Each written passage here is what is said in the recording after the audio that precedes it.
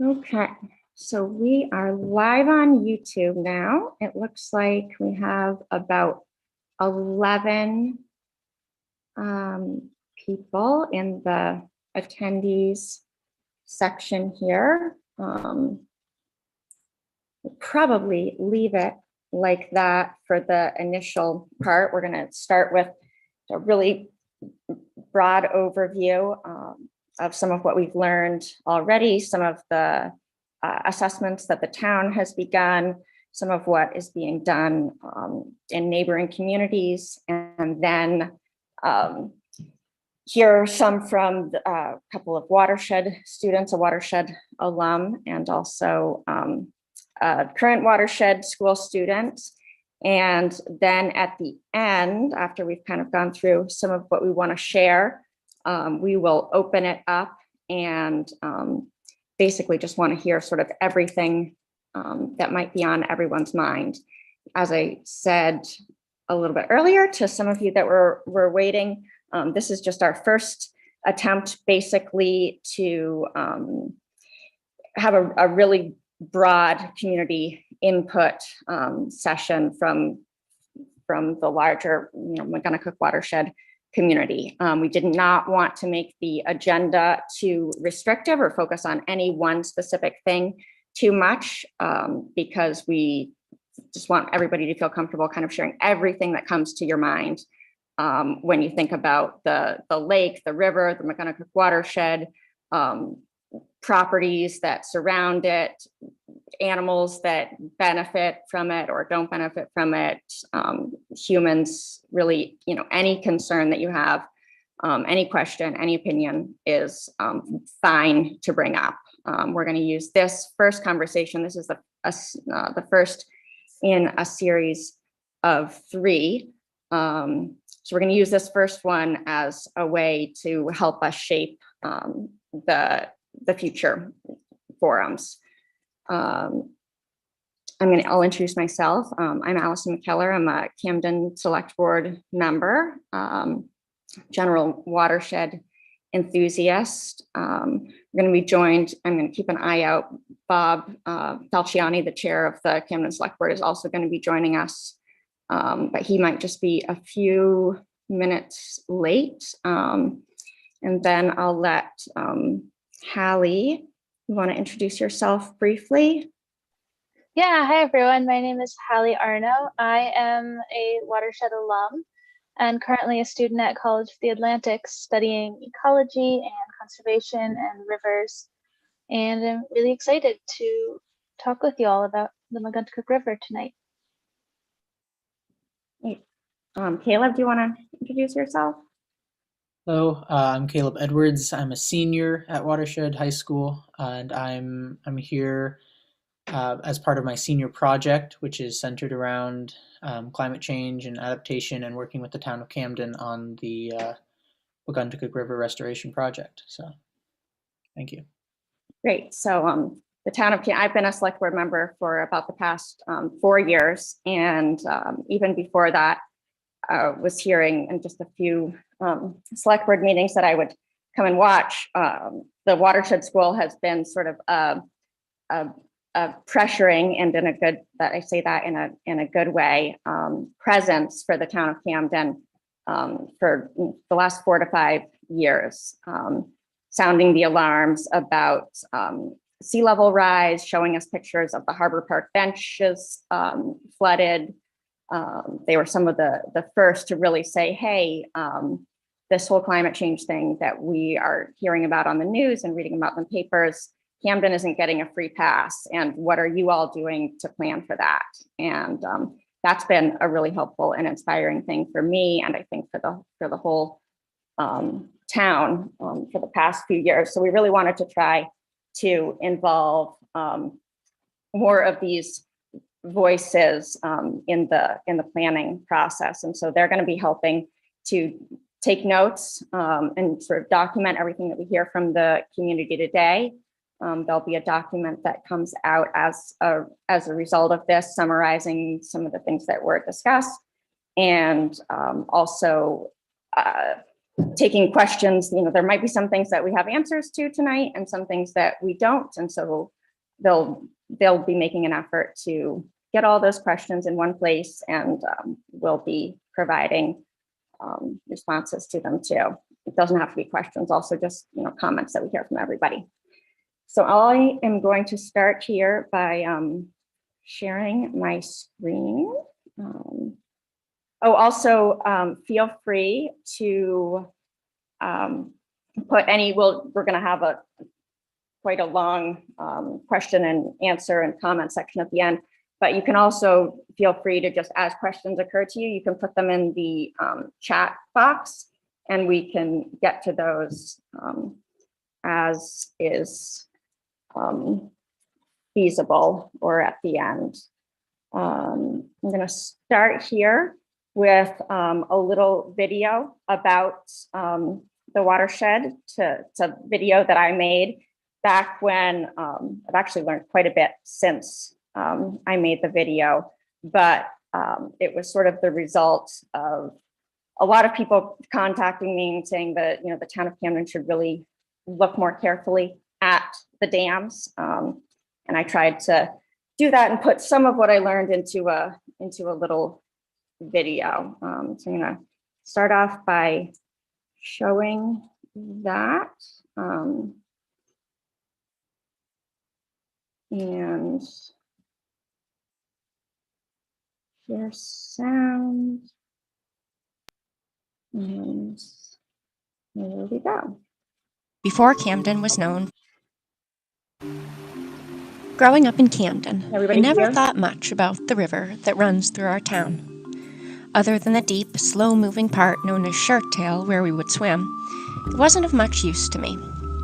It's hard to even track the river as it twists and turns and obscures itself under buildings, coming out different sizes and sometimes different colors as it winds its way to the harbor. But as it turns out, before Camden was known for its brick buildings and beautiful boats, people were drawn to the area for this small but mighty stream called Megunticook, and the whole town used to go by the same name. As soon as I joined the select board, I started having to make decisions about all kinds of things that I didn't understand. So I find I'm constantly asking questions like, what are we talking about, and why are we doing it? It didn't take long before dams came up on the agenda, and I began hearing about all the expenses that go along with them. They need to be inspected, insured, maintained, and adjusted. They cost the town hundreds of thousands of dollars. And so I got to work asking lots of questions about each one.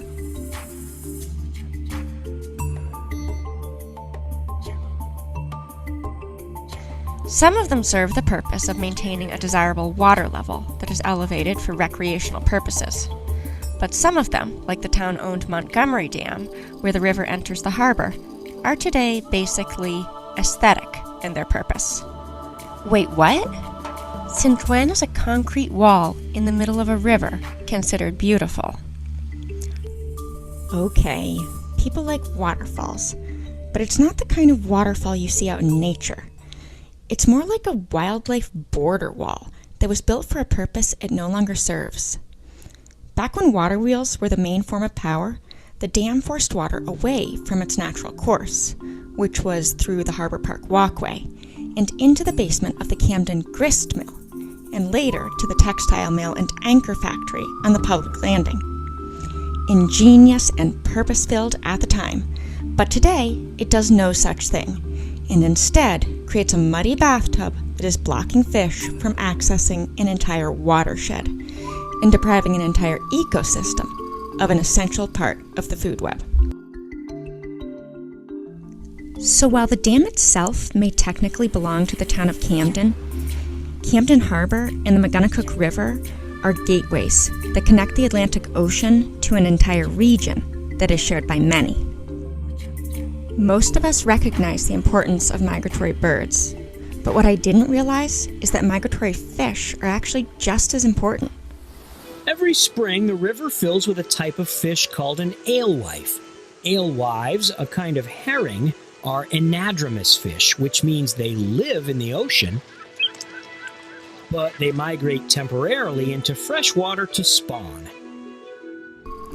When they return inland after years at sea, they help to complete a cycle that has sustained life for thousands of years, carrying nutrients from the sea back to the land, fertilizing the soil, and providing nourishment to everything from otters to ospreys.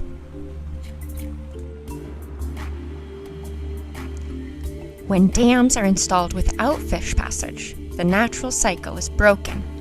Not only are sea-run fish prevented from traveling upstream, but species such as native brook trout, which were once abundant, can't move up and down the river as temperatures and conditions change. These fish need cold, well-oxygenated water, with lots of rocky crevices to lay their eggs. When dams hold back water in impoundments, they also trap sediment that smothers the natural stream bottom that the fish depend on.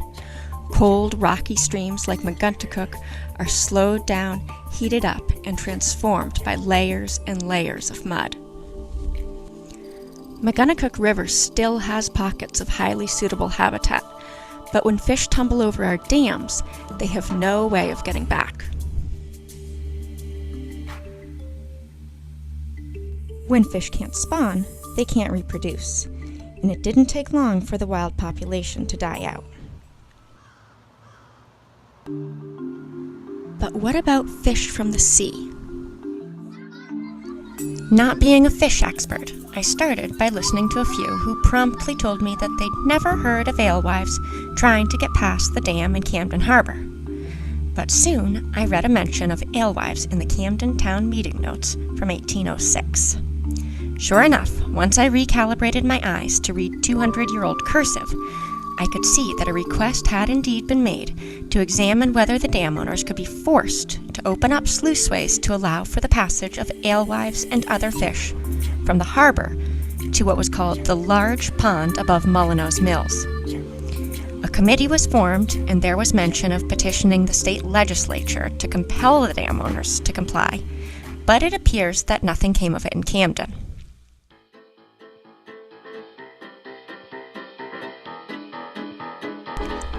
The first permanent settlers came to Megunticook Harbor in 1769 and got right to work leveraging the river's power by blasting bedrock, damming the flow, and molding the landscape in more ways than have been possible to properly document. The little stream that runs behind the middle school turned water wheels that powered the production of everything from flour, paper, and textiles to anchors, gravestones, and gunpowder. Yes, gunpowder. Right here in Camden.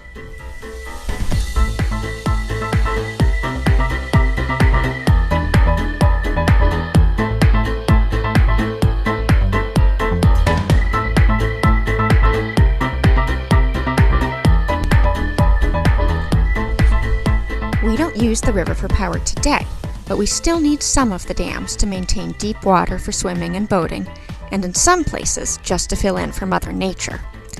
For example, the two dams at the outlet of the lake that are now owned by the town of Camden used to be owned by the downtown mill owners who used them to regulate the amount of water that was sent downstream to their mills. In the late 1800s, when there was a drought and not enough water was flowing, they went so far as to blast the outlet of the lake so they could lower it below its natural limits. Eben Fernald and others living on the lake were furious, and they were even granted an injunction by the Maine Supreme Court.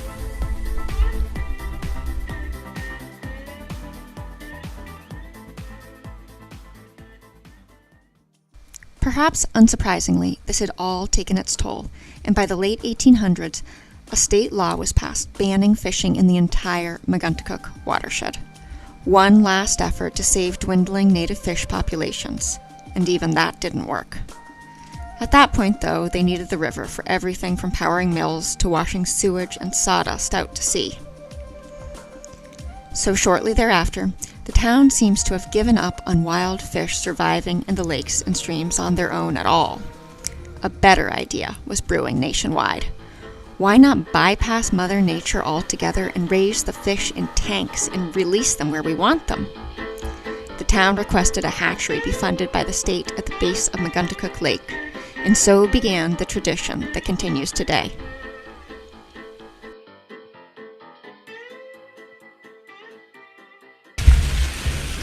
The numbers that are desirable by anglers wouldn't be as much if we didn't do our stocking. Favorite part of the job is seeing the expression on those folks' faces when they realize that the fishing all of a sudden just got way better. Stocking is a very important job. What we're doing is essentially giving Mother Nature a boost. We stock about 1.2 million fish a year. So we're creating that opportunity for folks to go out and have a real good chance of catching a fish. And that's what it's all about.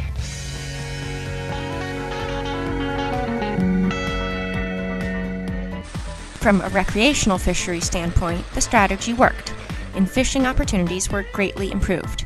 But we never have succeeded in restoring the true biodiversity of the river that has given us so much.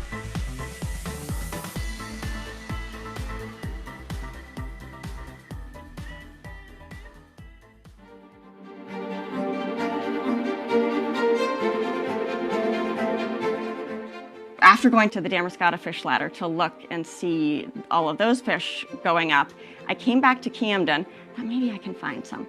And the first day I didn't find any, but the second day, there were at least 100 that I could see with my eyes, alewives, trying to swim up to the dam. I mean, it was just the most exciting thing that has happened to me. We're realizing that these dams that we put in 200 years ago, because that was the only way for us to power our mills, the dams are still here, and we've gotten attached to the way they look in some cases, but they're blocking an entire ecosystem from doing what it was originally intended to do. Now is the time to ask ourselves, what do we want Camden to be known for? We have peregrine falcons, osprey, bald eagles, and bobcats. But why do we need the state of Maine to raise our fish in hatcheries when we have dozens of miles of cold, rocky streams perfectly suited for the native populations that used to thrive here all on their own? I believe we should invest in a healthy river that attracts abundant wildlife, in a river that attracts tourists, not with a contrived concrete barricade and artificial waterfall, but a freely flowing river that tumbles over the natural ledge that exists there. What could be more beautiful than that? What could be more beautiful than the return of native fish runs and sustained wild brook trout populations to the Megunticook watershed?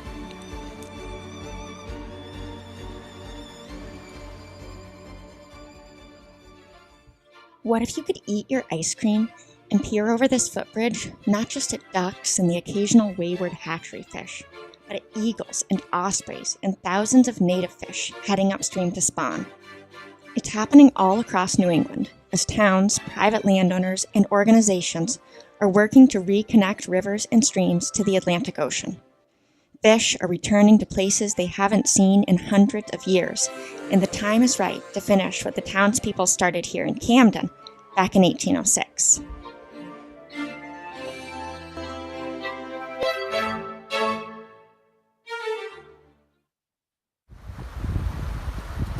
If there is something we need, it's a leap of faith, a step away from the comfort zone. Okay, so that's all well and good. Sort of shows that this is sort of the line of thinking that got us to initially start thinking, okay, we should at least study the alternatives, understand this a little better. Of course, from a simply fish perspective, it might be, some of this might be easy to answer. But as all of us know in Camden, there are also so many things that we love about the way things are.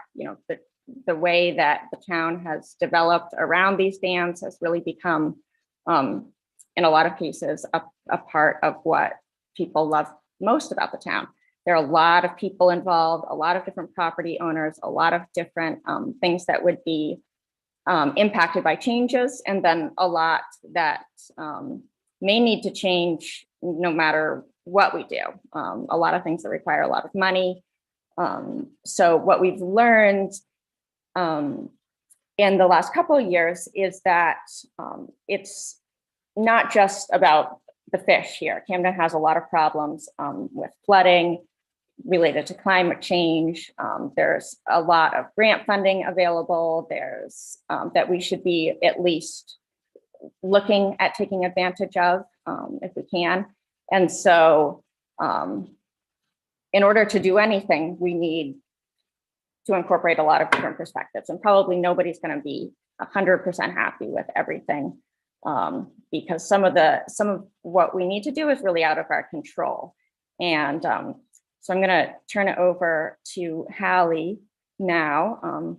She's studying this issue, and I think can provide just a little bit more context about how our challenges in Camden relate to some of the other challenges and opportunities in the region. Great, thank you, Allison. Yeah, like you said, my name is Hallie Arno, and I'm a third year at College of the Atlantic. Right now I'm studying a lot of ecology, and just wanted to give some background about how we talk a lot about fish with these sorts of projects. And when we talk about river restoration, it's often a lot of talk about alewives, which are really exciting, but I think it's a lot more than just alewives that we're talking about. So thinking on a broader ecosystem scale, last summer I was working with Maine Sea Grant and looking at the data on how removing dams, specifically the VZ Dam on the Penobscot River in 2013, affected the ecosystem, and was able to see some of the really huge effects on things like seabirds, which had effects on other animals and recreational opportunities. People would come to see the seabirds and seals and dolphins even in the Penobscot River, which is really exciting. So I know we talk about fish, and that's sort of the shorthand for the effects that those fish would have on the entire ecosystem. Another fish I think that I specifically get really excited about is Atlantic salmon, because they are endangered. And I'm sure many of you know that Atlantic salmon are anadromous, like alewives, which means they come up into the rivers to spawn, and they're on the endangered species list, and something that we could theoretically have in the Megunticook if they were able to pass where the dams are now. Another benefit of anadromous fish to the ecosystem in general is they play a role in the carbon cycle and the nutrient cycle, because they bring ocean nutrients up into the rivers. So there's a lot of really exciting emerging research about the effects of river restoration and dams on climate change, as we will definitely talk about everything from climate resilience at the community level to some effects that dams actually have in the carbon cycle. So for example, they could be emitters of methane, and the research is still really new on that. But that is another aspect that I always try to keep in mind when thinking about these sorts of projects. And we really are not the first town or the only town right now to be thinking about that. Last week, the Kennebec River, the Waterville City Council just voted to amend their Kennebec River Management Plan to look into removing 2 dams. One of them is the Lockwood Dam in Waterville that produce hydropower. So that's a huge, complicated project that would result in a lot of salmon coming back to the river, but it would also result in changes to their electric grid. So that makes this project look a lot smaller and easier, but still comparable. So the 2 big rivers in the state, the Kennebec and the Penobscot, have both had restoration projects, and all over smaller towns and smaller rivers are being restored. So it's a really exciting time. I think we have a video about another small river, the Sheepskit, that Midcoast Conservancy made, right? Yeah, thanks, Hallie. One of the things that I think everybody is probably aware of, or I think has been a concern that has been expressed, that we did try to be responsive to is, the idea that this is a really big project with, an environmental project, and the town of Camden doesn't necessarily have the capacity to be overseeing or providing sort of any kind of authoritative environmental advice on something at this level. The town also isn't that great at communication or getting the word out to everybody or answering questions.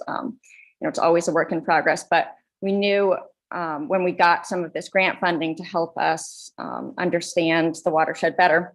And we also wanted to make sure that we brought in some partners that could help guide the town in making science-based decisions, and someone with experience at looking at rivers like this, working with communities, coming to consensus with differing opinions. And so this next video that we're going to show kind of gives a window into the process that Midcoast Conservancy has used in working with the community surrounding the Sheepscot River.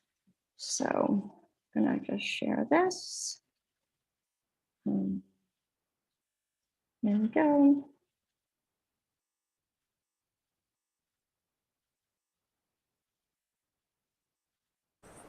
All rivers are important to me. This one is very important to me because I live on it. Every drop of water that falls somewhere on land flows down into the river. And there's a story, and it's cyclical. And everybody has impact, and therefore we have responsibility. There's a Wabanaki prophecy that says that the new dawn it'll happen in the Dawnland. Wabanaki territory is the Dawnland. What I think changed minds of people along the Sheepscot was the understanding that we really do have a national treasure here. It's a small coastal river, but it's incredibly biodiverse. We have all 12 sea-run fish species in the river, which is rare. We think immediately of Atlantic salmon. They're the king predator fish. Rainbow smelt, sea-run brook trout, Atlantic sturgeon, tomcod, short-nosed sturgeon. Okay, wait, let me try again. Certainly the one we've been, so far at least, the most successful has been river herring, both bluebacks and alewives. But shad would have come up this river in massive numbers. Stripers are coming up now in pretty good numbers and picking off the young alewives. The elvers are in this river. They have come back from the Sargasso Sea, and they will then go back. And when we get more lampreys up this river, who spawn and then their bodies decompose and all of those nutrients go filtering down through the column, and the crayfish are there picking them off. And the bass are eating the crayfish, and the mink are eating the crayfish, and the otters are eating the crayfish. It's all linked. When mussels are larvae, when they're in their early life stage, they actually hook on to the gills of fish. And so they take a ride, and that's how they're able to disperse themselves. If you think of a river like an artery, the fish are a lot like blood cells that carry the nutrients up and down the river. So we are connected to everything. They're connected to each other as species. We are connected to the river as humans. And I remember really clearly once standing on a bridge looking for my first alewife run. And I looked down in the water and there was nothing going on. It was just black. And then all of a sudden one of the fish rolled. And I realized that what I was looking at was fish, bank to bank, top to bottom. That's what we're supposed to see. People's first interest in the river was thinking of it as a source of food, secondly as a source of power, to run their grist mills and their fulling mills and their sawmills. It wasn't for 100 years or more that they realized that they were preventing a lot of fish from getting where they needed to go in order to have more fish. My grandparents, when I was growing up in the 60s and 70s, they had not seen in their lifetime what this river was capable of. There are a lot of towns like Whitefield that have old dams like this that were built a couple hundred years ago, and a lot of them are degrading. The dam was leaking severely, and this time of year, with the low flow out of the river, our hydrant was out of water. The town really didn't want to spend a lot of money fixing up the dam. And so it's like, so where do we go from there? The partners really hosted a variety of meetings with the town, the community, with the select board, with the fire department, and we held these meetings monthly for a couple of years to really start from the bottom up.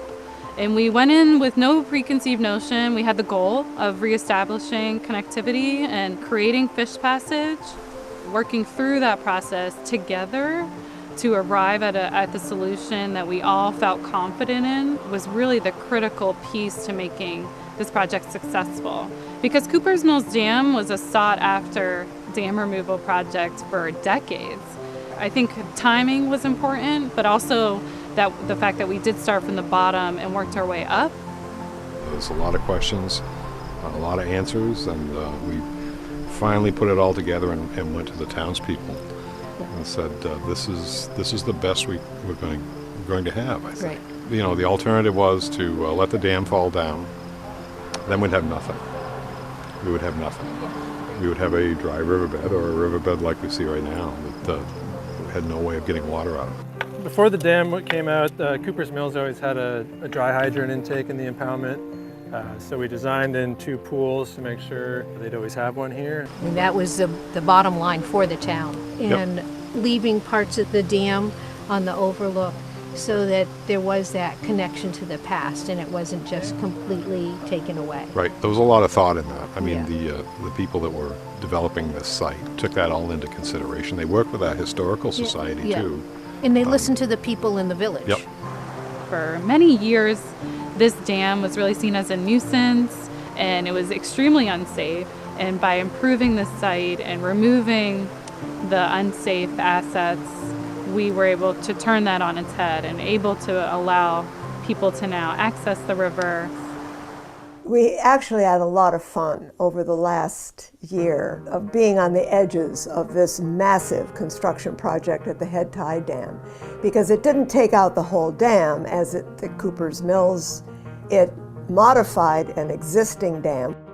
I used to walk down to the bottom of the hill here and look down into a pool where all the alewives had come all the way up from the ocean, ready to get all the way up to spawning ground, and they were just masked there because they couldn't go any further, because the water coming through the little holes in the dam was just too strong for them. You know, there was no question there was lots of tension about the change that we were advocating for. And yet when we finally compromised and found a solution that'll allow fish to go upriver at least 90% of the days when they want to move. They're going to run through there. I can't wait to see it. It's the most exciting thing. You're going to be able to stand on a platform and look down and watch them. Hopefully we'll see shad go through. But that's actually why the grate that is at head tide is open like that, is to convince the shad that it's just branches up above and they won't be nervous about passing under there, because they have been notoriously nervous about concrete and so forth. In the spring every year, I call it the Kevlar hatch. It's when all the kayaks and the canoes have high enough water to come down from Kings Mills and come through right to head tide. This year, they'll be able to go right on through. And so there's another migration that might be happening, some people. And part of this reconstruction project also provided a safe place for them to pull out, because it used to be a little dicey at times. Not only that, but there's a swimming hole here, which is the other reason I'm glad the dam stayed, because it scoured out a deep swimming hole that's been part of people that I know whose grandfathers lived here, who used to swim in that swimming hole. So we have preserved that for the kids, and for the adults too, for that matter. My grandchildren have always swum in the river. A couple of them learned to swim there, in fact. They swim with a snapping turtle that's about 1.5 feet long. And every once in a while we see her.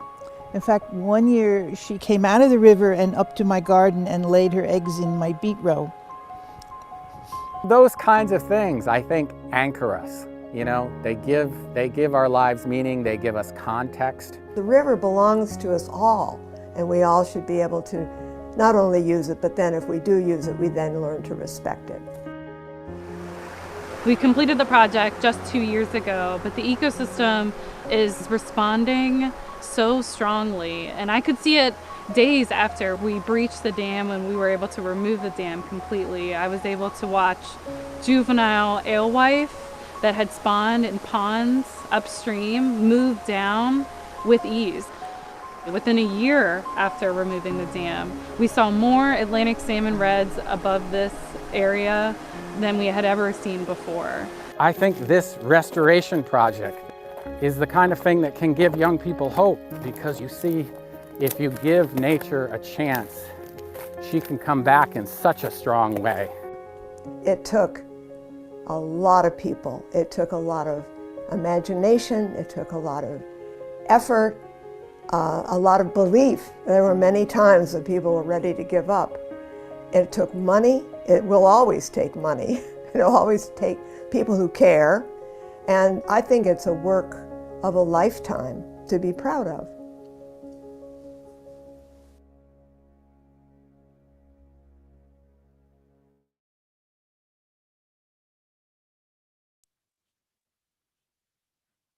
Okay, so we focused a lot so far on the fish part of this and the environmental habitat restoration reasons for all of this. When we first started doing the assessments of the dams and realizing that for some of them we have hundreds of thousands of dollars in work to do, even if we, just to maintain the status quo. One of the things that was said to us a lot by consultants and organizations like NOAA and the National Fish and Wildlife Foundation was that we should really look at this coastal resilience funding that's available to help communities reduce their risk of flooding. And at first, I thought, well, hold on, what does that have to do with anything? I personally didn't have a strong understanding of how the issues with the dams and fish passage could connect to the climate change concerns that we were hearing from a lot of other groups. But as we since learned or has been known more by others studying the climate for a long time, there are a lot of unique things to Camden and the Mid-Coast and the types of challenges that we are facing that make us really eligible for a lot of grant funding. And so Caleb is going to talk just a little bit about the role of the Watershed School and some of the reports that have been done and kind of the local climate context and how that applies here.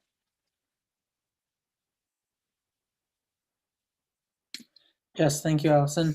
Again, my name is Caleb Edwards. I'm a senior at Watershed High School, and I've been working in the climate change program at Watershed for 3 years now, in partnership with Camden.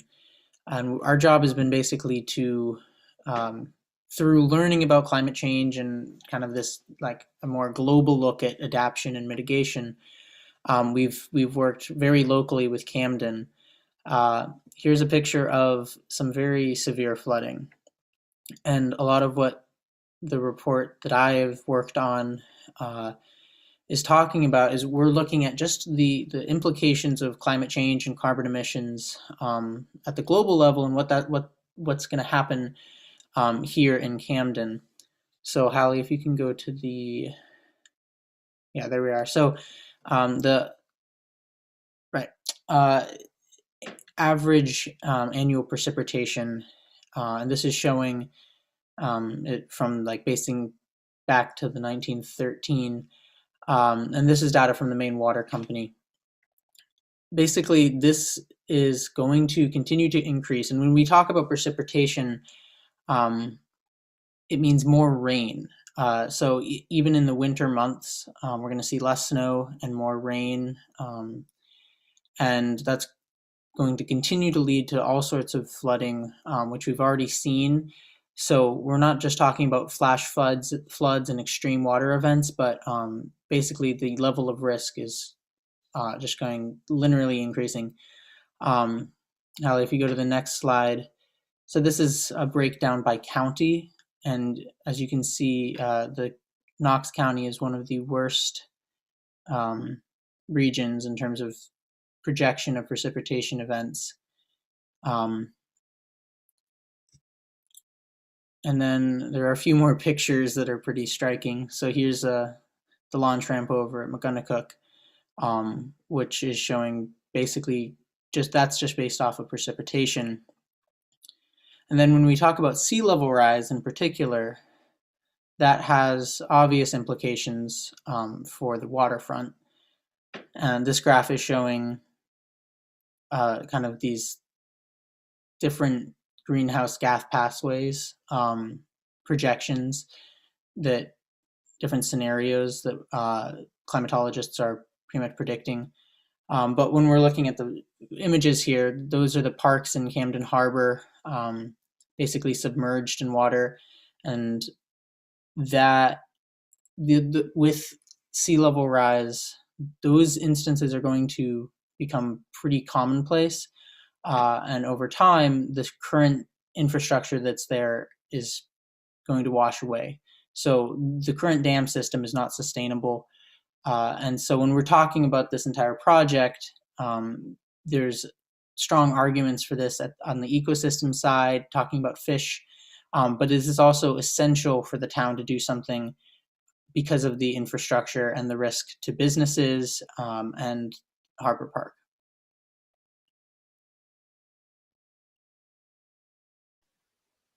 Thanks, Caleb. Yeah, and looking at these pictures, I also have heard the general sentiment of when will climate change happen, or climate change is being talked about as something that will happen in the future.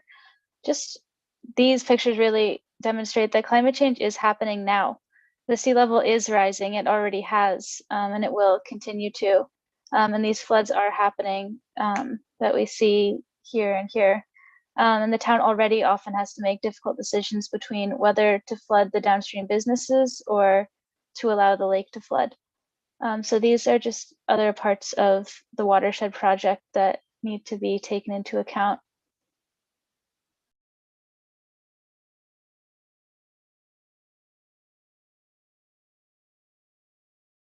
Unmute.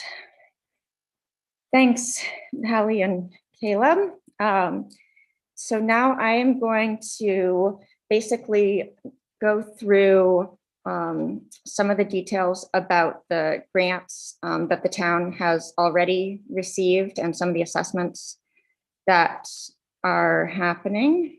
And then just also kind of a basic overview of all the different dams that we have here in Camden, and kind of what they do and who they're owned by, and some really basic stuff about how decisions might be made in the future. So basically just a little overview here of the Megunticook River watershed. It includes 1,500 acre Megunticook Lake. It's about 33 square miles. It is mostly made up of Camden and parts of Camden and parts of Lincolnville, but there's also a little bit of Hope, and then also Searsmont. There's currently no fish passage at any of the dams. 7 of the dams are town, or we have 7 dams total, 4 of which are owned by the town of Camden, and 3 of them are privately owned. There is this rising risk of flood with the increase in intense rain events, and then also rising sea levels. So the town of Camden received $139,000 from the National Coastal Resilience Fund, which is funded as a partnership between the National Fish and Wildlife Foundation and NOAA. to develop a comprehensive plan that the town can use to address the fish passage and watershed connectivity barriers, flooding hazards, vulnerable infrastructure, and degraded stream and wetland habitat in the watershed. And this was pretty exciting because it's a nationally competitive grant and is really going to help us answer a lot of the questions that people are going to need in order to make good decisions moving forward. So this is sort of just a broad, giving us a broad understanding of some of the issues in the watershed. We're not at a decision-making point really at any site at this point. Coastal resilience is a term that gets used a lot. It's the kind of latest buzzword, and that is defined as building the ability of a community to bounce back after hazardous events such as hurricanes, coastal storms, and flooding, rather than simply reacting to impacts. So there is a huge amount of funding available now to help communities in this way, so that we're not just constantly trying to have insurance companies and communities deal with the aftermath of these types of events, but sort of building our capacity to deal with it ahead of time and make us more resilient. So I'm just going to show a quick little thing from NOAA here, which is where a huge amount of this funding is available from. Communities across the country are increasingly vulnerable to natural disasters and long-term change to the atmosphere and the ocean. Our ability to withstand and recover is called resilience. The true test of resilience is how well we can bounce back. Resilience is societal, economic, and ecological. Understanding risk and preparing today can help protect the things we care about. Communities can mitigate flooding through natural shorelines, and we can work to understand how chemical and biological changes to our ocean impact marine life and habitat. We cannot overrule Mother Nature, but there are actions that we can take together to build resilient communities and support a healthy ocean, sustainable fisheries, and thriving communities and economies. NOAA provides businesses, resource managers, decision makers, community planners, and individuals the tools and environmental intelligence to build resilience, adapt, and thrive. Okay. So that's where a lot of this funding is available from. And so as we realized the incredible infrastructure needs that we're facing in Camden, we have two options. We can look for ways to convince taxpayers to fund it all and just increase everyone's taxes and figure out how to pay for it either before or after the fact, or we can try to design strategies that would be highly likely to receive outside funding for a few different reasons. And so the National Coastal Resilience Fund is probably the biggest source of a lot of this funding, and they award millions of dollars every year to these types of projects. And what they're looking for is basically projects that benefit coastal communities by reducing the impact of coastal flooding, improving water quality and recreational opportunities, and also that projects that would have a benefit for fish and wildlife by enhancing the ecological integrity and functionality of coastal and inland ecosystems. And so we were delighted to be able to receive funding from that. It also dovetailed well with the findings that came out of this initial Montgomery Dam feasibility study, which was already completed. So this one was already completed, and we're currently going through the broader watershed feasibility study. One of the things that we really heard from people when we did the Montgomery Dam study was that they wanted to understand better how this would fit into a broader look at the watershed. What do we need to be concerned about in terms of possibly contaminated sediment or transport of sediment. How do the dams work together or not work together? Does it do any good to create fish passage at one dam if you don't have a plan to create fish passage in other places? And so basically some of the findings from this study were that it found that the removal of the dam would significantly reduce the risk of flooding to buildings in the immediate vicinity, and that could be beneficial because it could reduce flood insurance costs for some of the buildings that are either fully or partially in the special flood hazard zone currently. It would reduce long-term costs of operation to the town. Currently, we have somebody, a dam control agent that the town employs to adjust, check and adjust all of the dams, often on a daily basis during storms, sometimes on an hourly basis. The Montgomery Dam itself takes 2 people to operate, and it's sort of opened and closed depending on the amount of rain that we're getting. Found the dam removal would provide the greatest opportunities for ecological restoration, but it would also, dam removal would also create the largest amount of change in this area that is so beloved by so many. So moving forward, it was helpful to put a little bit of a pause on that in order to understand the rest of the watershed a little bit better. We talk about ourselves as where the mountains meet the sea.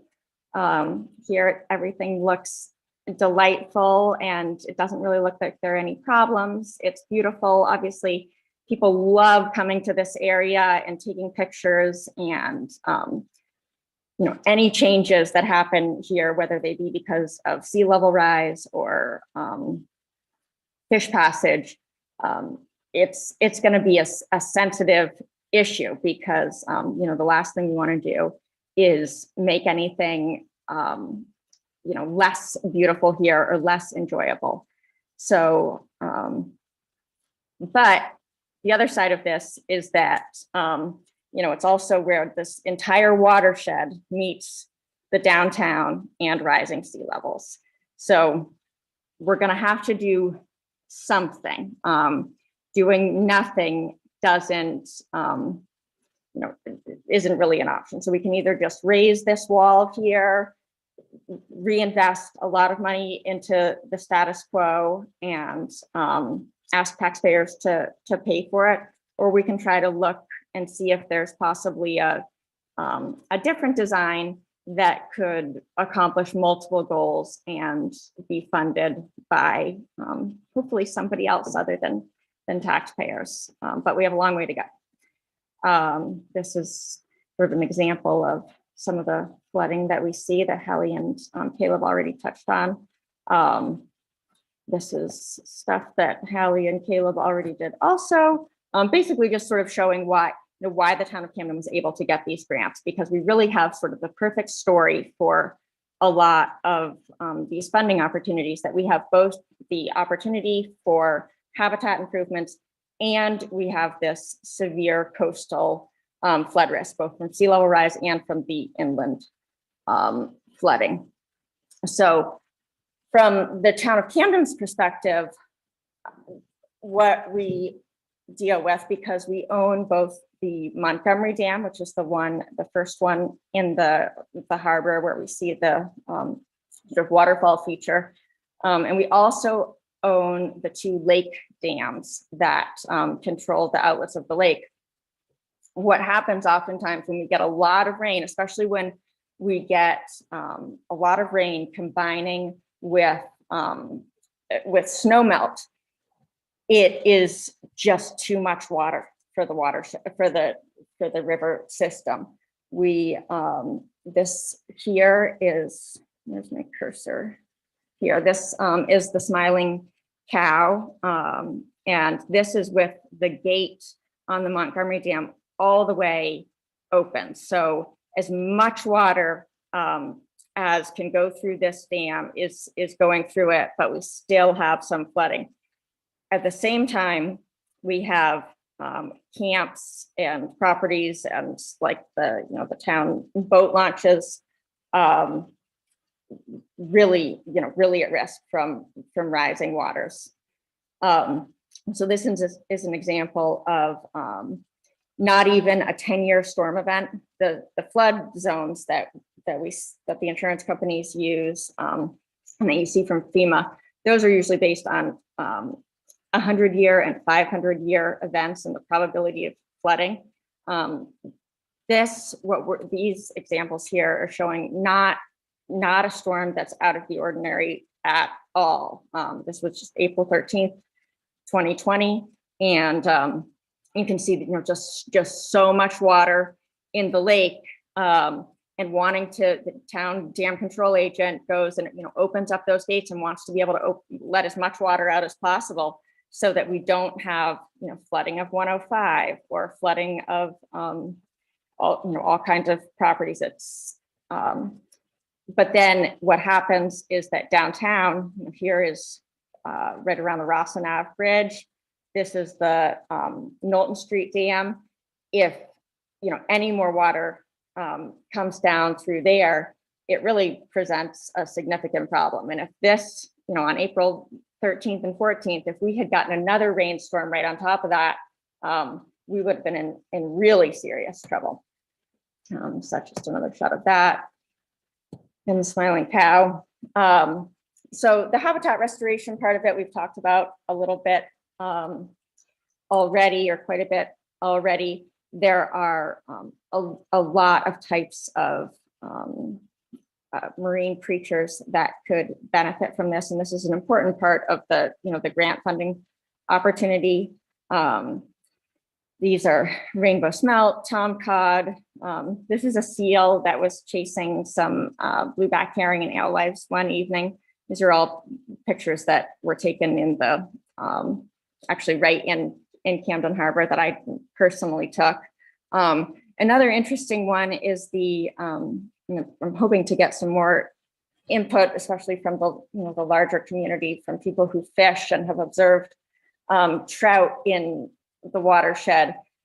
I see a lot of downtown are trout, some of them probably stocked by inland fisheries and wildlife, that tumble over the dams and then they can't get back. And so they end up stuck down in Camden Harbor, and they really, really fight to get back into the river, but they can't seem to do that, understandably. So to wrap up the presentation portion of this, I'm just going to also go through and help everybody kind of get a sense of where all of the dams are. I know, even though I have lived in Camden my whole life, when I initially started doing this, I really didn't quite know, in some cases, where is this dam and where is that one, and different people call them different things. Here we have these dams that are labeled in yellow are the ones that are being looked at for possible full or partial removal.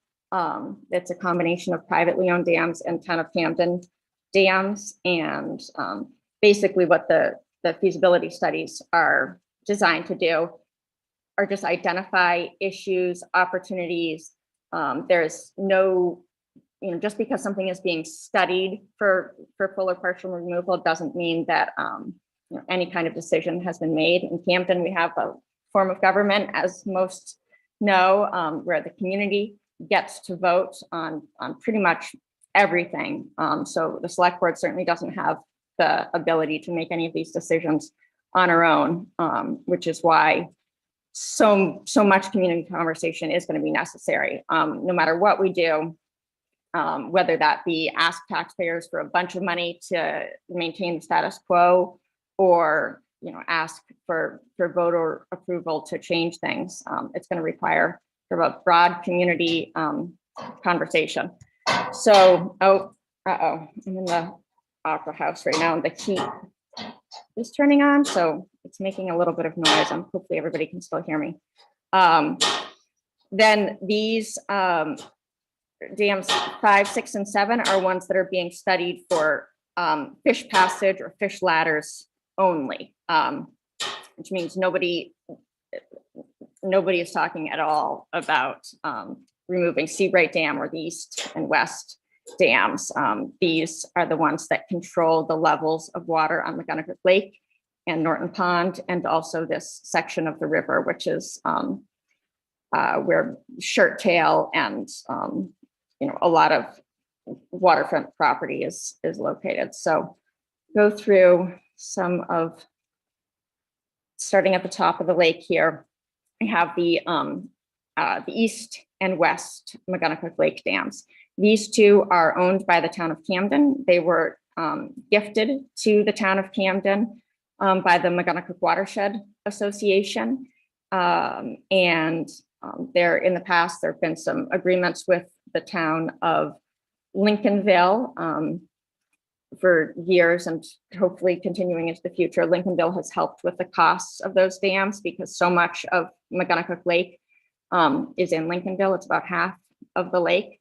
And so as the video that I shared mentioned, the outlet of the lake in the late 1800s was actually blasted and dredged in order to be able to lower it down below its natural low water mark. And there was a big lawsuit and Supreme Court case about it, which is actually really interesting to read about. But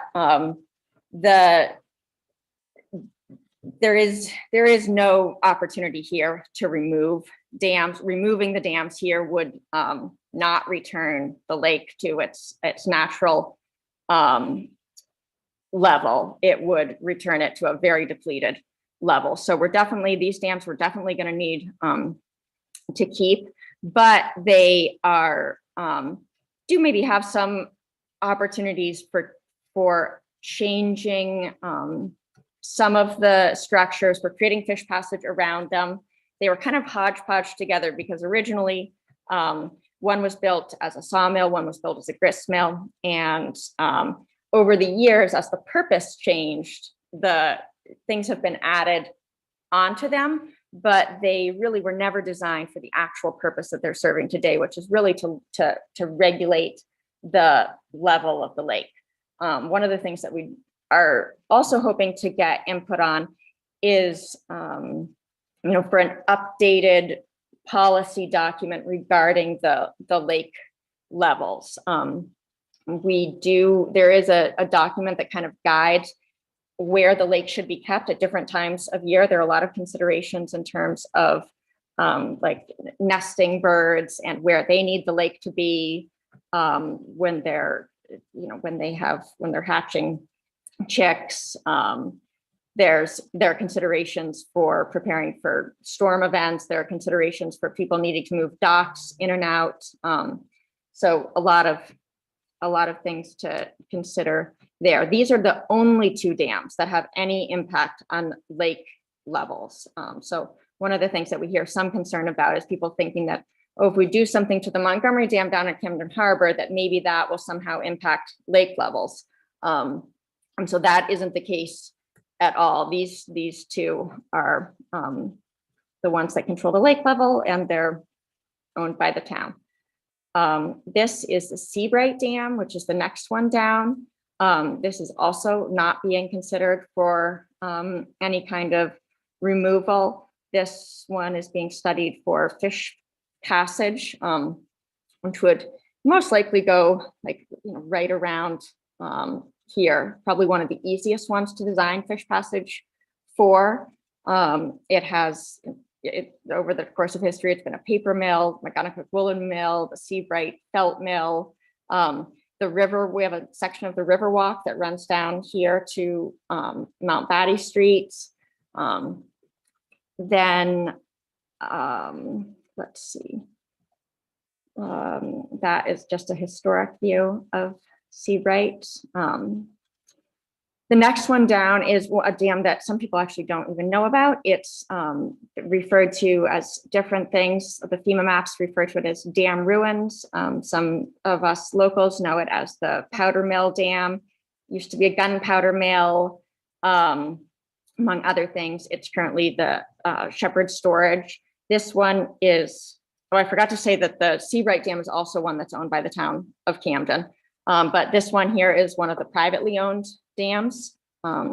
So this one is being assessed for possible removal. It may actually not be a complete fish passage barrier right now. This is another area that is not a dam per se, but it is impacted by the Knowlton Street Dam, which is down over here. But that impoundment, the area of influence, really stretches all the way back almost to Rossin Ave. And this is the area where we're having a lot of trouble trying to figure out where we can continue the Riverwalk, because the flood zone here is so expanded. And then also this is the area that's probably accumulated the largest amount of sediment. And what's really happened is that it's kind of reduced the ability of that whole area to be like a natural stormwater soaking up area. And if we were to remove some of the sediment, change or remove the dam lower down, the hope is that it would create some opportunities as a natural wetland, removing some of the invasive plants that have accumulated there. And it may also provide an opportunity for the Riverwalk, but there's a lot still to be considered there as well. This is the what we sort of refer to as the Knowlton Street Dam now. It used to be a foundry. It used to also be, people refer to it as the Kodak building. It's depending on how long you've lived in Camden, everybody seems to refer to this one as a different thing. It's currently Bella Point. And then this property over here is the town of Camden's leased parking lot and the temporary location of the skate park.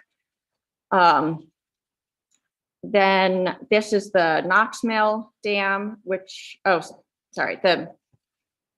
one here is both of these, the Knowlton Street Dam and the Knox Mill Dam are privately owned, actually owned by the same person.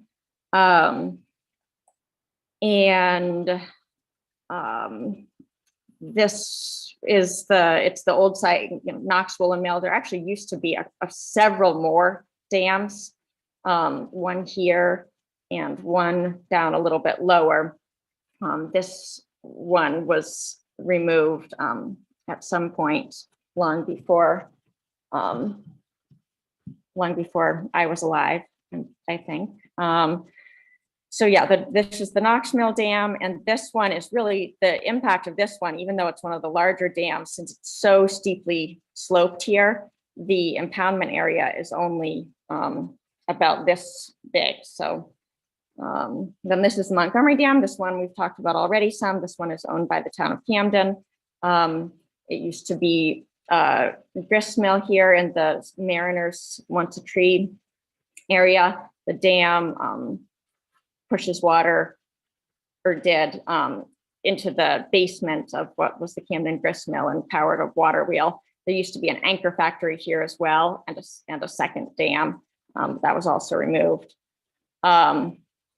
Just a little overview of what over the summer, Interfluve did a lot of their initial field investigations, surveyed the entire stretch of the river that up from about the Bagel Cafe building up to the lake dams, all of the part that wasn't covered during the initial Montgomery Dam feasibility study. And they're about 75% through the field work, and at a later time, they're going to be presenting detailed results from that and getting some additional community input. These talks are sort of designed to help bring everybody up to speed so that when we get to that point of them giving more detailed results, everybody will kind of be a little bit ready.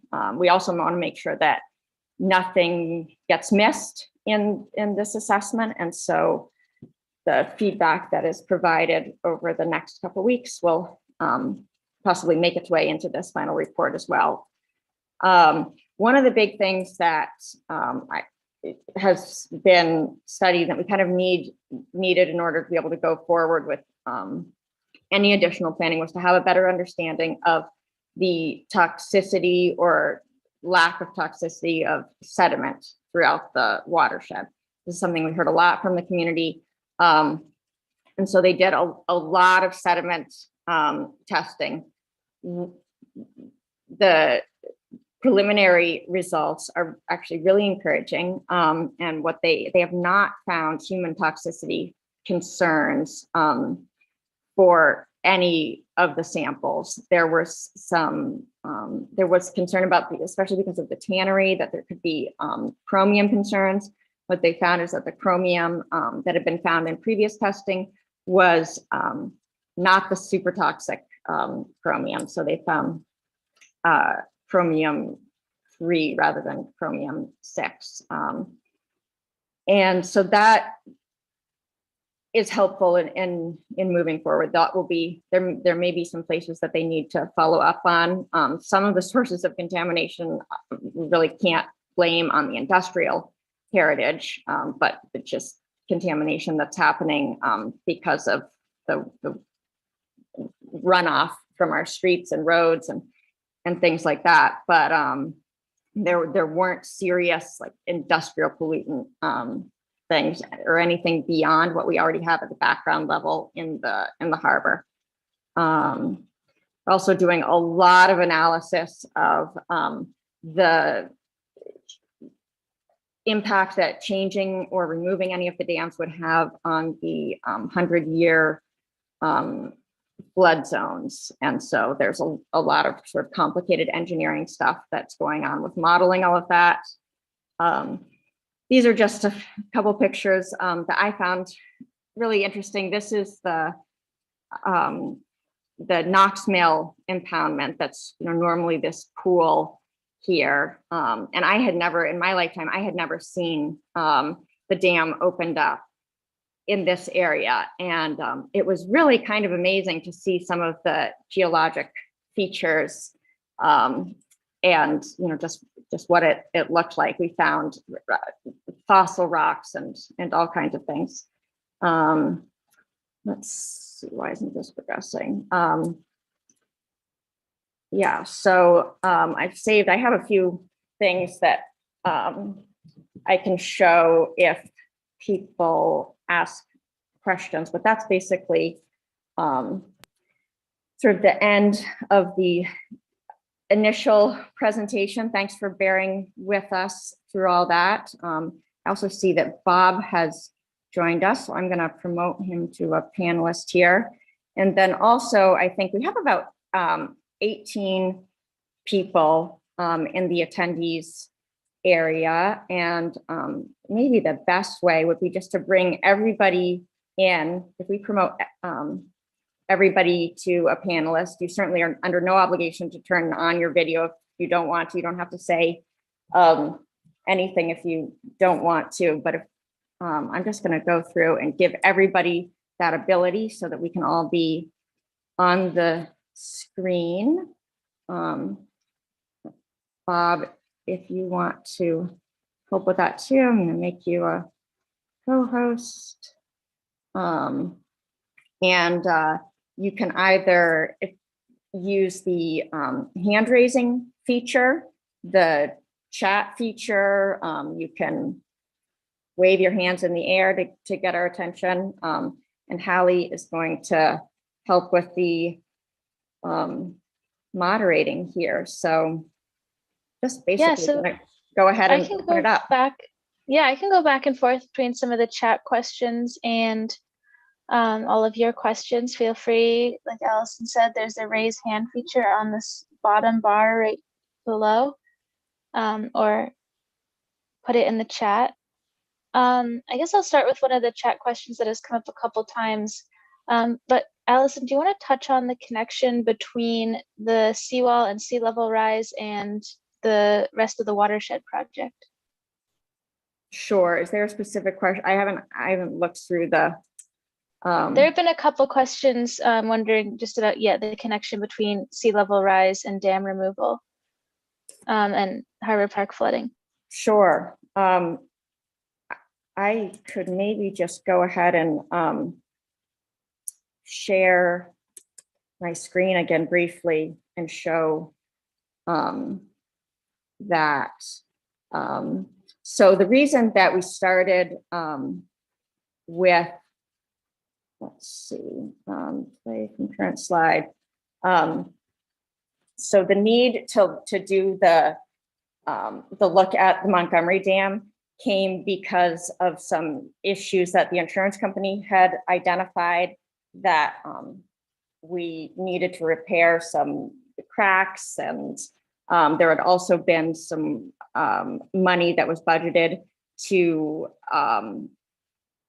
do a couple of things to make the dam so that the water would cascade over this section a little more evenly, but the bids came back over budget for that. And so we, at that point, that's when we decided, okay, instead of just putting more money into this, we're gonna look at some of the possible alternatives. And so we did this whole thing with the feasibility study. But at that point, we kind of thought, well, we know we have some issues with the seawall, but the hope at that point was that these issues could kind of be treated separately. I don't think there was a full understanding of how often that seawall was being overtopped. And so what the dam feasibility study didn't really do was look hard at how the dam ties into the seawall and options for treating those separately or also bundling it all in. And I think as we continued to look more carefully, I think also because of some of the Watershed School advocacy that was happening, we realized, wow, this is really happening very, very often, and waiting for 5 to 10 years to address the seawall issue is not at all feasible. Because there are actually some, pretty serious safety concerns. We've been able to fill some of this with crushed stone, but some of these blocks here, it won't be all that long before one might slide off. And so we realized, okay, we're going to need to do a little bit more work and see, in order to be able to move forward with any kind of even just presenting a dam removal or fish passage project to the town, to see if people wanted to vote for it, we need to be able to answer some more questions about the seawall. And so we actually applied for funding for a technical assistance grant from the Maine Coastal Program. And we also got, so that was $40,000, and we got $10,000 from the Island Institute as well, what they call a shore up planning grant. And what that is allowing us to do is some detailed look at the hydrology and hydraulics of the harbor. What we see here is that this, the area that floods for the most part with sea level rise, and that, that's like really like 4 to 8 times a month. If you start watching the tide charts, that area that floods is also the area where the river would naturally flow if the dam were to be removed. And so that is further complicated by the fact that the town of Camden is the technical owner of the dam, but this whole area here is Harbor Park, which is under the control of the Library Board of Trustees. And now in a lot of ways, the town, of course, and the library are very intertwined, but we do have separate boards. And so Harbor Park is on the part of, is a contributing portion of the, I think it's the Chestnut Street Historic District. It's got a lot of things that people love. And so as we're realizing that certain areas of it would need to be changed if we wanted to allow for fish passage, most likely, We also realize that no matter what, certain aspects of it are probably going to need to be changed because of sea level rise. There's been a need to then answer a lot more questions about even just the float system in the harbor is sometimes severely impacted by the flow of the river. So they were doing a bunch of studies about, or a bunch of assessments about how the water works in the harbor. If the river were to have more flow or less flow coming from one side or the other, how would that impact the float system? How would it impact Harbor Park? And so there's this second grant that is happening, in basically the studying phase. There are a lot of businesses also impacted. This shows some sort of different options for how some of the things that might be considered for achieving fish passage in the Montgomery Dam area. And then also, in order to get funding for the seawall needs, the funding that's available is really geared toward choosing solutions that are more natural solutions, sort of nature-based solutions, rather than just building higher walls. And so what they're doing right now is kind of looking at what the opportunities would be for redesigning the seawall in a way that might create more opportunities for people to be able to get down more easily, so that kids don't have to fall off the wall when they're sledding. There are a lot of factors to consider. So hey, Allison. Yeah. Hey, it's Eric Lebson. How you doing? I'm one of the ones who asked that question. Oh, okay. And Yeah. I just want to make sure I understand. It seems to me that we're talking about two separate things. The habitat issues related to the dams and to the river and to the lake. I get that, and this was a really useful presentation to help me understand it. But the issue related to sea level doesn't appear to me to be relevant to the first issue. So I just want to understand, like, the relative sea level rise and the occasional flooding and the benches going underwater and all that's a separate issue from anything that we might consider doing with the dams on the river, right? I mean, with the exception of the angle of the water flow from basically Mariners to the harbor, which you just explained. But I mean, is there a connection that I'm missing as far as like how sea level is relevant to the discussion about the river? The sea level, yeah, and that's why there are aspects that are separate, but sea level rise is relevant to the discussion about Montgomery Dam because the seawall is interconnected with Montgomery Dam. So the sluiceway, or the gate where the water comes out of Montgomery Dam, is actually part of the seawall. And so for any discussions about either removing Montgomery Dam full or partially, or creating some kind of a fishway around it, like the way that you see even in like Damascotta Mills, even if we were to leave the dam completely in place, you can't change one without changing the other. And so that's why we'd be funding the project twice. So it's only Montgomery Dam that has any connection to sea level rise in my estimation. Does that help at all? Yeah, that's what I was looking for. I was just making sure I wasn't missing something. Thank you. Yep. Allison, can I add something?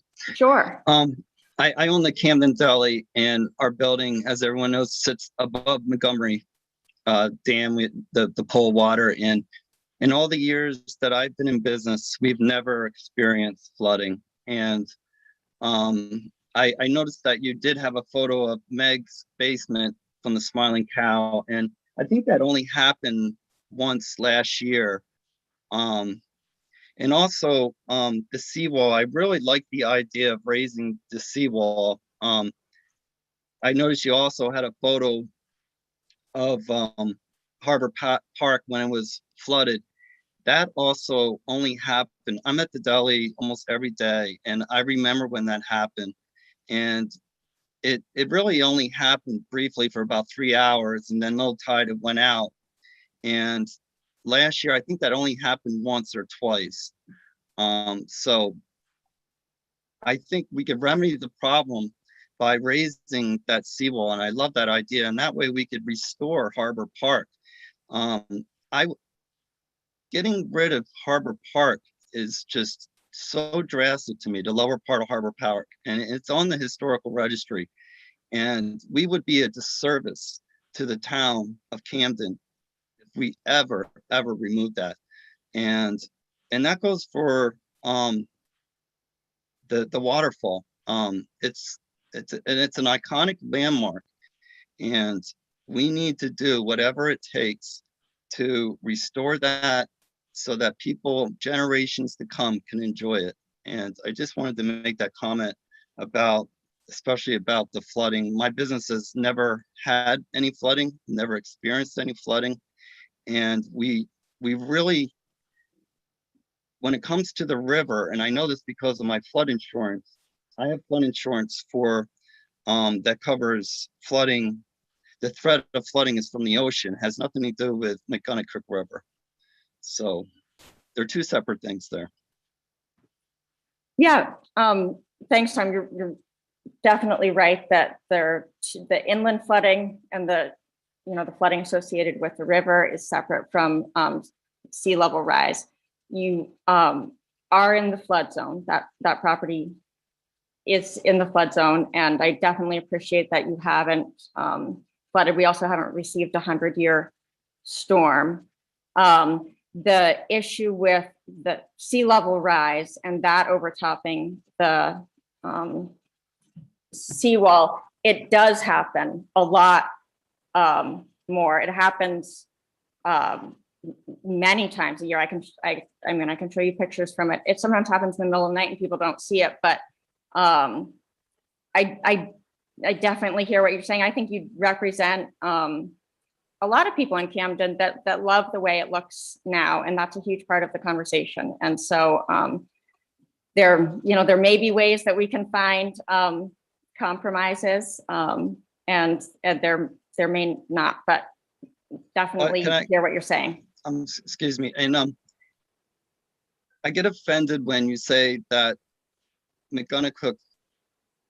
Montgomery Dam does not have a purpose. The Harbor Park has a purpose for many reasons. Natural beauty is a big purpose. I mean, people come here, visitors, our community, we enjoy what we have, and we have a responsibility to protect what we have. We take things for granted, and we have something special here. And Harbor Park, oh my gosh, we need to respect that it's on the historical registry and do whatever we can to restore that. And the cost, I mean, by raising that wall, it doesn't seem too expensive to me. And I know the town has money set aside already to repair that Montgomery Dam. I don't see where there's a huge cost to the town. It probably ends up saving the town money just on insurance that we're, paying right now. So. Yeah, and so that'll all be, I think that, part of what we're doing now is trying to gather all the types of input so that we can be prepared to present all of those types of information to people when it comes time to make a decision. Hallie, do you want to maybe, the way Zoom works is that the order that people put their hand up, you can maybe call on them in that order? Yeah, we're having a speakers list build up. So thank you for those comments, Tom. And Caleb is writing down everything that everyone's saying. So thank you for doing that, Caleb. So hopefully we can circle back to a lot of these after we give some other folks some time to ask questions. I think Rodney is next.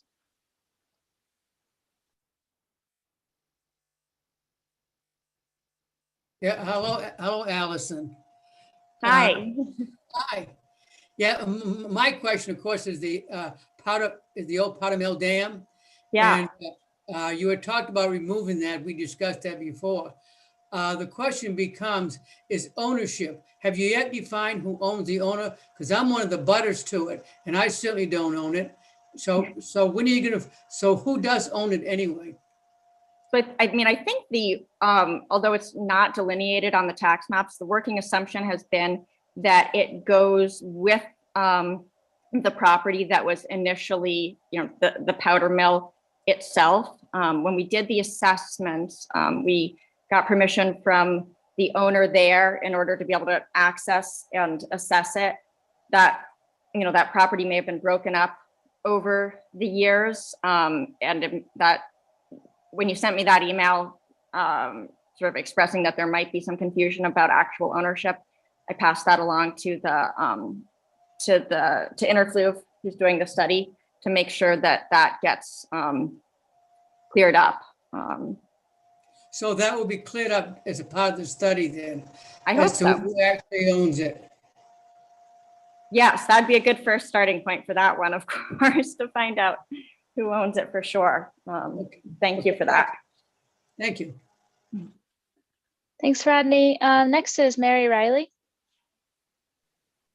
Hi, thank you, Allison, Caleb, Hallie. This is really, really interesting. And it's amazing how much work you've done on this already. I had a lot of questions coming into this that you answered straight away. But one question that I have is, have you done or do you plan to do any sort of artist's rendering of what Harbor Park might look like if the Montgomery Dam is removed? Because I think that may really help people to understand what would happen there and visualize it. I think this is clearly a lot of concern about some very drastic change to what the feel and the experience of Harbor Park would be. So is that something that can be covered by some of this grant money that we've gotten to try to get some dioramas and some visual renderings? Absolutely. I, since the beginning of this, have been begging for somebody to just do some sketches. I've even tried to do it myself, thinking like, that this might help. What professionals in the area tend to feel is that everything they have to know everything first before they're willing to do drawings, because they become so concerned that they're going to sketch something that will turn out not to be possible. And so part of the work that we've done in Harbor Park has been to find out exactly where the ledge is in all of these places, to find out how deep the sediment is, to answer a bunch of those questions so that they can be certain that what they draw would be actually technically feasible. That is, and then then there's the part about it that there's not just one way that it could look.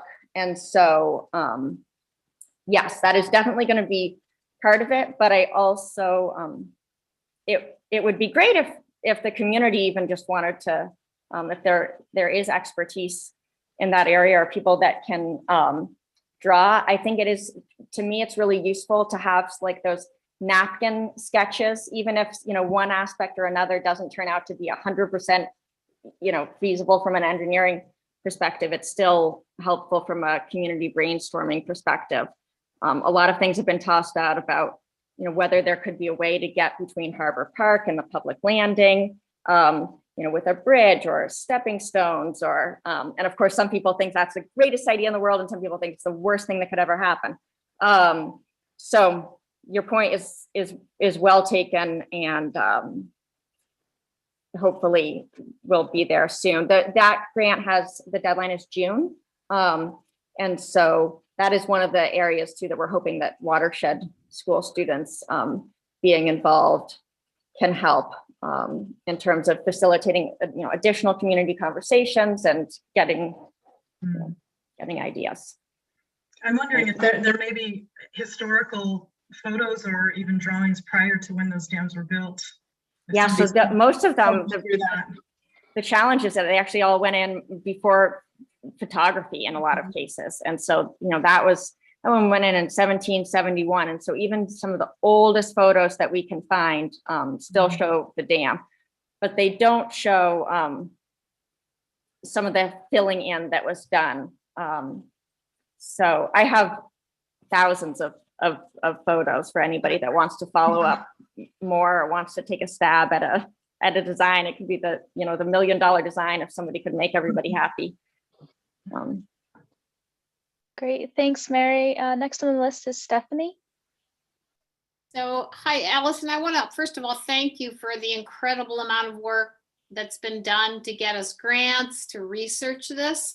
If any decision we end up making is made, it will be done with a lot of information.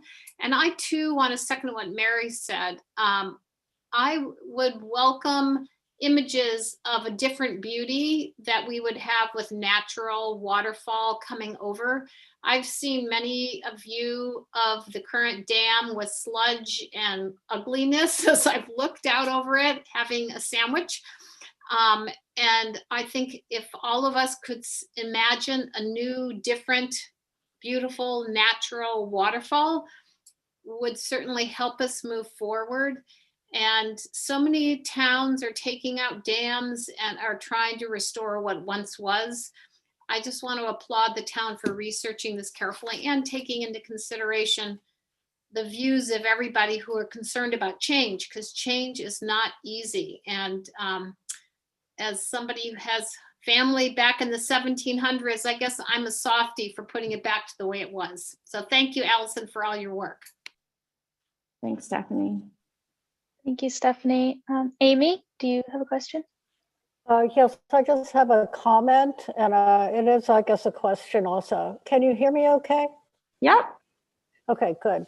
In reference to no photos of the area where Harbor Park is, would looking at old paintings or any kind of artist renderings that might be available, I don't know how you actually source them, but there must be. I mean, Camden Harbor has been painted by so many different artists over the years. That might give some kind of hint, at least, at what that area might have looked like. And I agree also that this is a fascinating conversation, and it's actually very exciting to think that some habitat for wildlife could be gained by all of this. Thank you. Yeah, thank you.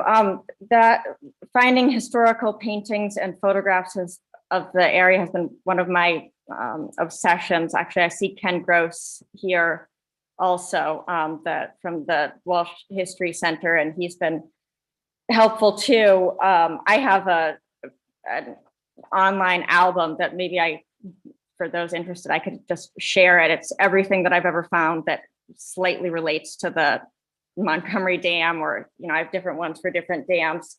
One of the interesting things is that the reason that people are attracted to this area to begin with was because that river had provided such an opportunity for powering mills. And so really one of the very first things, if you look at the original settlement documents, was that for a few of the people, in order for them to get land, they agreed to build a mill at the closest location to the harbor as possible. And so the thing that for Camden was that they look for places where there's already an elevation drop, because that helps in generating the power. And so we already kind of had this natural waterfall that was perfect for building a dam. And so it seems, so far I've never found anything that shows no dam there. And I imagine that that's mostly because when people arrived, they got right to work building the dam so that they could power their mill, and nobody had gotten around to sitting there painting quite yet. But we're going to keep looking, and some of those earlier paintings are do show other elements of kind of the way things were naturally. Great, thank you. Are there any other questions or comments, points of discussion? There are also a few in the chat we could go back to. So if you have any questions you're thinking of, please raise your hand using the Zoom feature, or just put your name in the chat and I'll call on you. One of them is it possible to maintain the lake behind the Seabright Dam while building a fish ladder and improving an already leaking dam? Thomas Campbell, I don't know if you are still here, if you want to elaborate on that, go for it.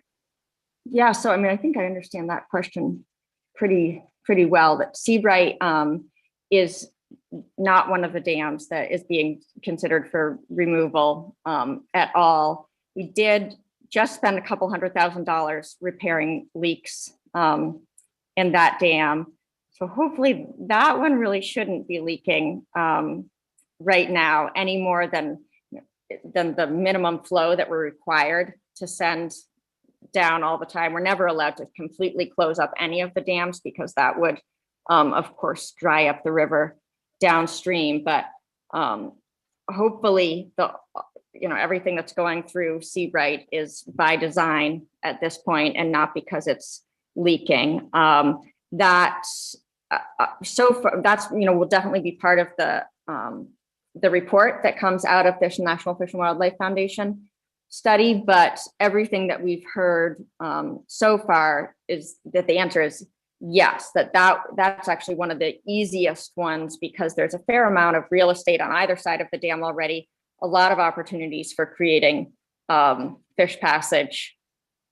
You almost think, like, when you look at the way it spills over, it's almost like maybe the most ambitious of fish could already get up there. But we'll have that question answered for sure in terms of the different designs that would be possible for fish passage there. But certainly the levels, it's always been communicated that the levels of that, Seabright Pond or Seabright Lake, as the DEP calls it, would be maintained as they are. Did that answer the question? Okay. Yes, thank you. Thank you, Alison. Thank you, Tom. Great. Are there any other questions? Amy. Yes, I have another question that relates to the fish, the andromous fish. Is that the word that you use? Anadromous, yeah. And yeah, sorry.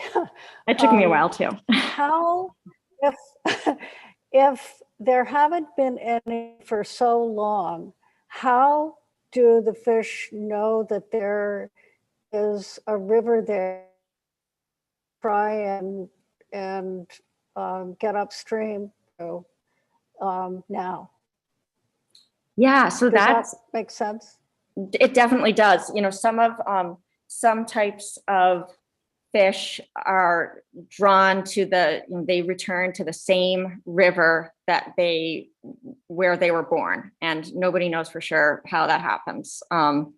Some are a little bit more wayward or pioneering in their approach. So when I initially started seeing and documenting alewives in Camden, what the scientists from the Department of Marine Resources explained to me is that really, we don't get the huge numbers that you see in places where there is passage, because there does seem to be some kind of like a homing instinct. But anytime you have a large population of fish, there are always apparently some who are breaking away from the group and trying other things. And some of them are clearly just attracted to the fresh water. And so they can smell that or sense that, and are just kind of looking to see if, hey, the rest of the group is going this way, and maybe I'll just check and see if we can go this way. Some places, when they do river restoration projects, they will actually start stocking the lake or the river in anticipation of dam removal ahead of time. That helps to boost the numbers of fish that would be prepared to return. Personally, I kind of don't like that. It does speed things up, but my own personal bias would just be to see, which fish could find their way on their own, but there's a robust scientific debate that happens around that. But yeah, some of them just appear to be attracted to the fresh water and eat fresh water. Right now, if you go, it's the beginning of elver season in Camden Harbor, which elvers are baby eels, and a lot of the time people get them confused with alewives, or at least I know I did at the beginning.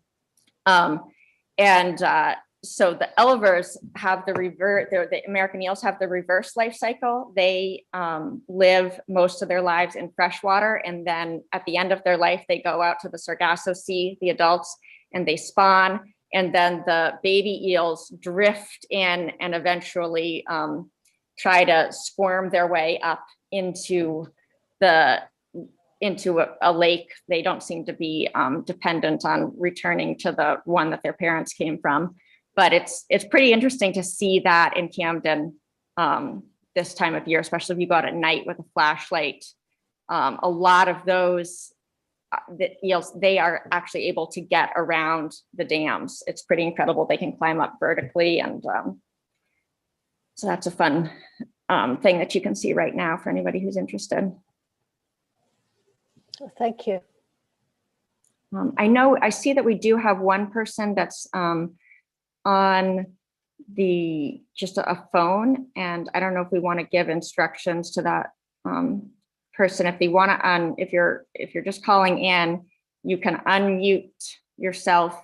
Bob, what is it? *6 or *9? *6. *6.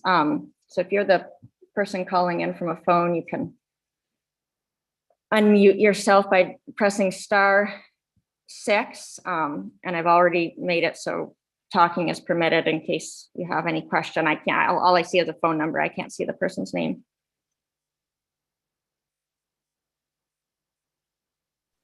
Great. Does anybody else have any questions or comments?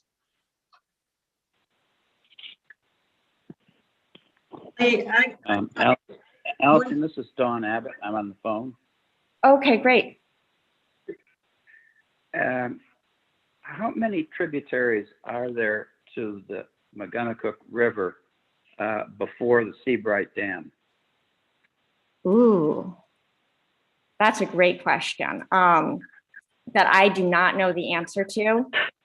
And we have been doing a stormwater mapping project in Camden, and we're actually trying to map out a lot of those, little brooks that are within the Camden town boundaries.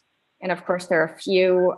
I was reading the comprehensive plan for the town of Lincolnville, and they said they had 12 miles of cold water streams that are suitable brook trout habitat.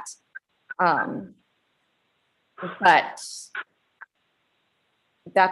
I think there are at least a couple that show up sort of connecting to Seabright. And a lot of aside from dams, there are, the Nature Conservancy has done a good job trying to map out a lot of the culverts, which are actually also fish passage barriers. And so that's a big part of what I'm hoping the sort of larger watershed community can help us fill in some of the gaps in knowledge where there might be cold water refuges for fish that are in the lake or in the Seabright area, maybe the ones stocked by IFW, and they need to be able to reach these sort of rocky stream bottoms in order to spawn, but they can't because we have a culvert here that doesn't allow for it.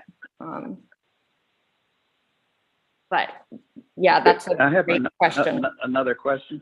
Sure. Another question is, have you been in contact with the Atlantic Salmon Federation? We have, through Midcoast Conservancy, they have a lot of connections and have worked in conjunction with the Atlantic Salmon Federation. So there's John Burrows is the director, And I think Yes, I know you him. should, yeah, well, you should talk with him. I think that, all these fish are wonderful, but none of them are endangered other than the salmon. And so the endangerment is where the money is. There's not anywhere near as much money and federal power behind other fish. And also the state of Maine is working on legislation right now that would make any federally endangered species to be state endangered. If a species is state endangered, it opens up a whole bunch more money and interest in the case. And I think that while the salmon restoration has been a pretty colossal failure everywhere in this country, and also probably in Canada, nevertheless, there's still a lot of money for it and a lot of interest. And I think, you'll have a hard time getting tremendous amounts of money for alewives, but for salmon, you can really dig deep.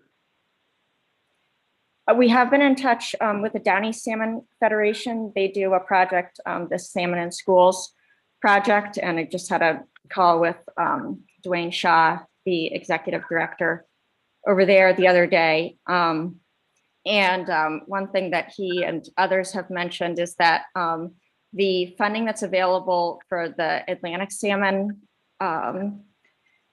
restoration, that they've started to expand their view of what's helpful for that beyond just salmon producing rivers, because sometimes having the forage fish and these other massive migrations are actually found to be protective of the salmon from a different angle.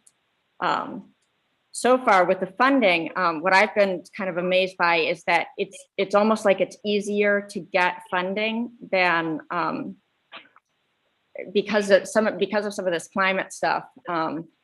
We're getting pressure to have shovel-ready projects available because there's so much money available for some of this. So it's kind of a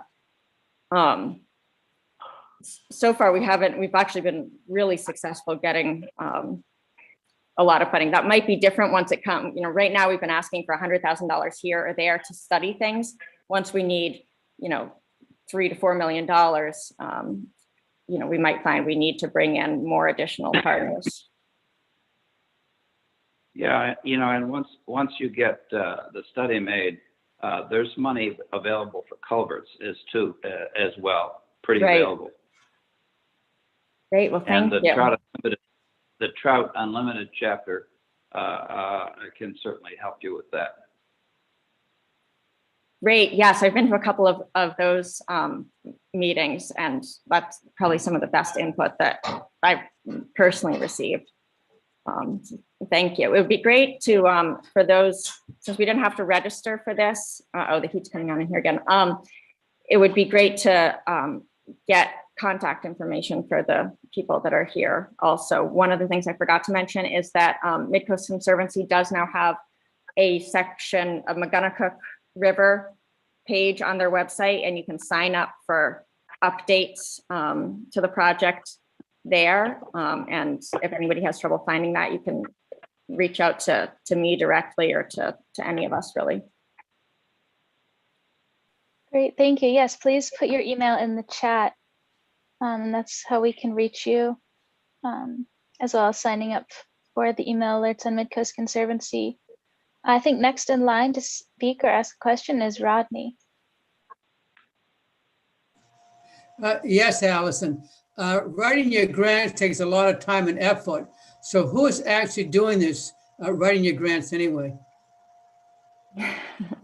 That's been a team effort. The town manager, Audra, has done some of it. I've done some of it, and also Interfluve, the company that we work with to do the assessments, has done some of it. And you're right. Yes, it's a lot of work because every agency has different requirements and different online platforms, and all of that. And I know you're familiar with all of those variables, Rodney, or at least some of them. But yeah, it's grants are a double-edged sword. Awesome. Let's go to Mary. Yeah, I was just, well, two questions. First one is the information that you shared today, is that available to the public? Is that something we can get access to if we wanted to share it around with friends and other community members? Sure. I mean, this is recorded and will be on YouTube, or it is on YouTube right now. Anything specifically that was shared, I'm happy to share it in any format, PowerPoint presentations, all of, yeah, it's all public, all available, and feel free to ask for it in any form. Great, that would be wonderful. And then the second question is how can the community get involved? I mean, we were just talking about grants. Are there other places where you have specific skills or sets of hands that you need that you could speak to that we may help in some way? That is where really excited to have Hallie and Caleb helping a little bit more. They're already have Watershed students who are going to be doing an art project. There are opportunities for like species documenting and monitoring in the harbor. It's one of the things that's been the most helpful to us in getting grants has been the ability to actually document that there are these types of species currently in the watershed. We'd really like to be able to get like stream surveys going so that we could identify like tributaries where the temperature stays below a certain threshold that might be important to provide access for landscape design. I mean, we have funding right now that is is going to give us some designs, and they're going to be done by one person, but it's always for people that have that expertise that want to sketch ideas or things that we might not have thought of, that would be good. And I think also just being there's a bunch of stuff that I probably can't think of right now, but if you reach out to Hallie or to me, getting on a list of people that are interested, there are definitely things that will come up. I think it's great that you're working with the high school, by the way. That's a fantastic opportunity for the students to be involved and leave a real lasting legacy for their hometown, regardless of what comes out of this. So thanks for engaging them. Yeah, no, we feel very, very lucky because there are so many people that want to provide input and want to help, but sometimes even just the bandwidth of the town to be able to organize all of that. Theoretically, we want to work with all the schools and do all of this, but it does take time to figure out, okay, well, where can there be overlap right now? Where finding opportunities for the town to be able to say, yeah, sure, go ahead and, paint that wall or do this. And Hallie's been really, really great with helping to sort of bridge that gap and be a liaison and build on all the work that's already been done.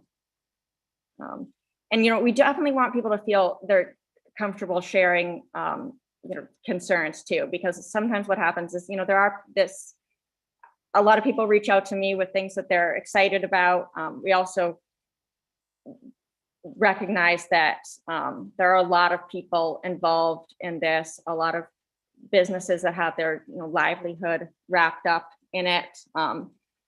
My hope would be that we can find ways that really boost tourism in the spring. If you go and see the Damascata Mills fish ladder, it's amazing. Thousands of people go to the middle of nowhere to see this happening. And so to be able to see that kind of a thing in downtown Camden in the not as heavy tourist season could be really awesome. But I definitely, you know, I think that's the kind of thing that comes to my mind, but we also, it is helpful to hear the concerns too, and these are the things we like, really, really like about the way things are right now. And these are the things we never want to see changed. And, you know, how can we make sure to keep this or that? And so I appreciate, you know, Tom, you being willing to, you know, come and share all of that. And I want to make sure people feel comfortable sharing, you know, not just positive stuff, but concerns and negative stuff too. Great. And then we have one more hand raised, Thomas Campbell.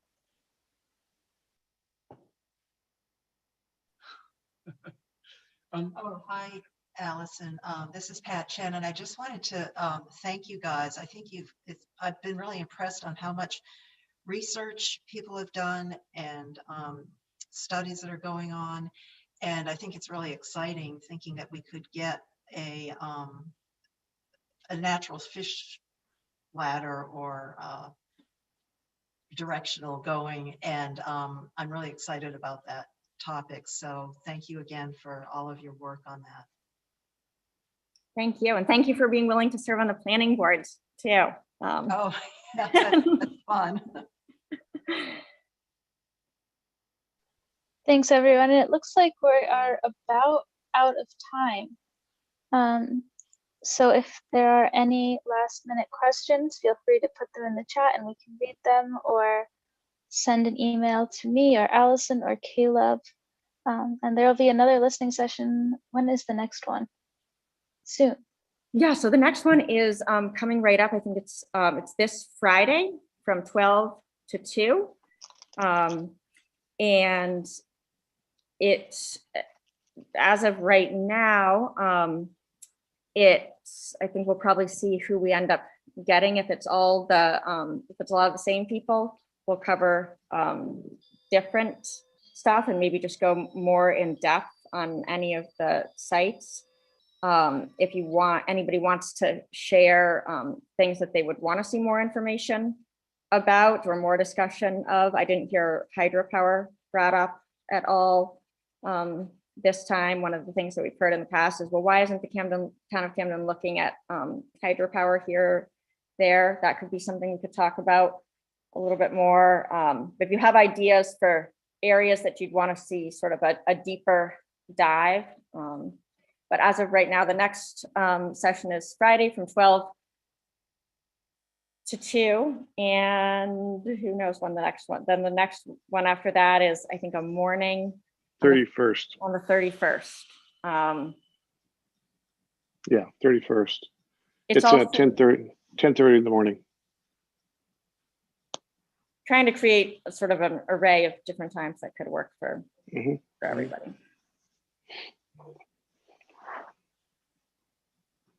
Great. Well, thank you everyone for taking time out of your Sunday. Yeah, this is a pretty good turnout. Bob, do you want to say anything to? Yeah, just briefly, because it's 7 o'clock and it's time for dinner. But it's so encouraging for us to see all this participation amongst all of you, pro and con. To underscore what Allison said, we want to hear all the opinions. We shouldn't be reticent to bring concerns or challenges to the table.